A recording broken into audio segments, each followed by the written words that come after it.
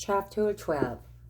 6 days before the Passover, Jesus arrived at Bethany, where Lazarus lived, whom Jesus has raised from the dead. Here a dinner was given in Jesus' honor.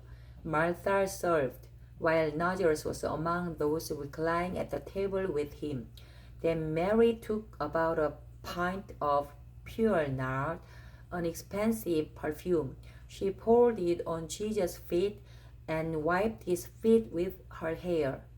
And the house was filled with the fragrance of the perfume. But one of his disciples, Judas Iscariot, who was later to betray him, objected. Why wasn't this perfume sold and the money given to the poor? It was worth a year's wages. He did not say this because he cared about the poor, but because he was a thief. As keeper of the money bag, he used to help himself to what was put into it. Leave her alone, Jesus replied. It was intended that she should save this perfume for the day of my burial. You will always have the poor among you, but you will not always have me. Meanwhile, a large crowd of Jews find out that Jesus was there and came, not only because of him, but also to see Lazarus, whom he had raised from the dead. So the chief priest made a plan to kill Lazarus as well, for on account of him, many of the Jews were going over to Jesus and putting their faith in him. The next day, the great crowd that had come for the feast heard that Jesus was on his way to Jerusalem. They took palm branches and went out to meet him, shouting, Hosanna! Blessed is he who comes in the name of the Lord. Blessed is the King of Israel. Jesus found a young donkey and sat upon it, as it is written, Do not be afraid, O daughter of Zion. See, your king is coming, seated on a donkey's colt. At first, his disciples did not understand all this. Only after Jesus was glorified did they realized that these things had been written about him and that they had done these things to him. Now the crowd that was with him when he called Lazarus from the tomb and raised him from the dead continued to spread the word. Many people, because they had heard that he had given this miraculous sign, went out to meet him. So the Pharisees said to one another, See, this is getting us nowhere. Look how the whole world has gone after him. Now there were some Greeks among those who went up to worship at the feast. They came to Philip, who was from Bethsaida in Galilee, with a request. Sir, they said, we would like to see Jesus. Philip went to tell Andrew. Andrew and Philip in turn told Jesus. Jesus replied, The hour has come for the Son of Man to be glorified. I tell you the truth. Unless a kernel of wheat falls to the ground and dies, it remains only a single seed. But if it dies, it produces many seeds. The man who loves his life will lose it, while the man who hates his life in this world will keep it for eternal life. Whoever serves me must follow me, and where I am, my servant also will be. My Father will honor the one who serves me. Now my heart is troubled, and what shall I say? Father, save me from this hour. No, it was for this very reason I came to this hour.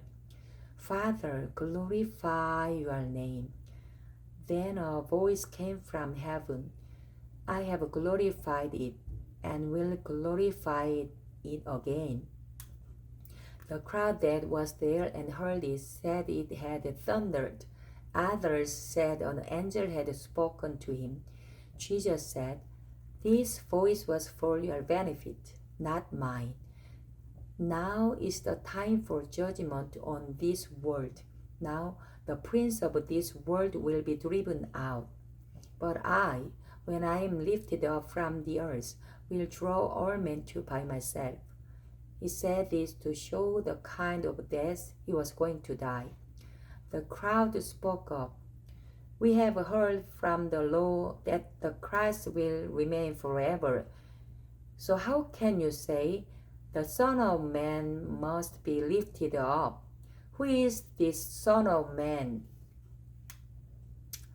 Then Jesus told them, you are going to have the light just a little while longer. Walk while you have the light, before darkness overtakes you. The man who walks in the dark does not know where he is going. Put your trust in the light while you have it, so that you may become sons of light. When he had finished speaking, Jesus left and hid himself from them.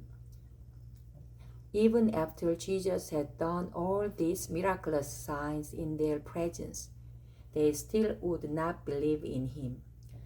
This was to fulfill the word of Isaiah the prophet.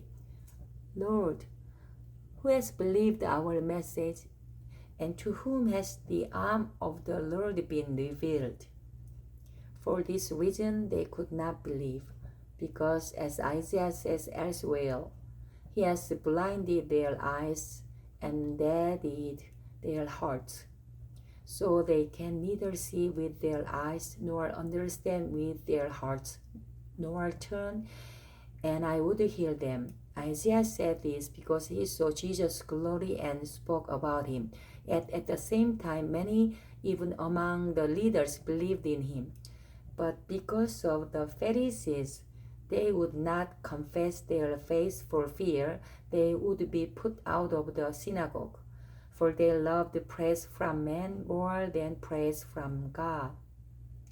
Then Jesus cried out, when a man believes in me, he does not believe in me only, but in the one who sent me. When he looks at me, he sees the one who sent me. I have come into the world as a light, so that no one who believes in me should stay in darkness. As for the person who hears my words but does not keep them, I do not judge him, for I did not come to judge the world, but to save it. There is a judge for the one who rejects me and does not accept my words. That very word which I spoke will condemn him at the last day. For I did not speak of my own accord, but the Father who sent me commanded me what to say and how to say it. I know that his command leads to eternal life. So whatever I say is just what the Father has told me to say.